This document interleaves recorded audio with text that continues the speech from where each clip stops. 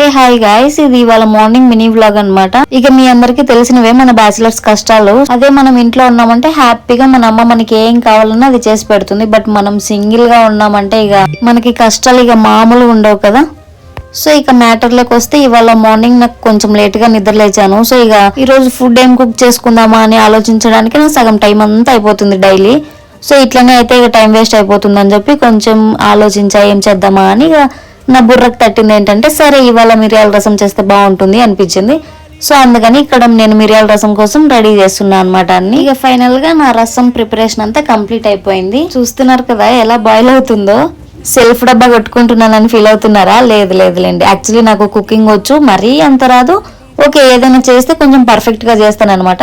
So ఇక్కడ నేను afternoon కి ఇక లంచ్ ప్యాక్ చేసుకుంటున్నాను. అయితే దీంట్లో ఏదో వేయడం మర్చిపోయా అని అనుకున్నా. అయితే లాస్ట్ కి తెలిసింది ఏంటంటే కొత్తిమీర, అది కూడా వేసింటే టేస్ట్ ఇంకా డబుల్ అయ్యేదని నా ఫీలింగ్. సరే పోనీ లేదో అడ్జస్ట్ అయిపోతాం ఇవాళకి అని చెప్పి ఇక లంచ్ అలానే ప్యాక్ చేసుకున్నా. ఇక నా పని అంతా కంప్లీట్ అయ్యాక ఇక నేను అన్నం పెట్టుకొని సరే తిందామని చెప్పి వేసుకున్నా. అయితే మంచిగా ఉన్నింది.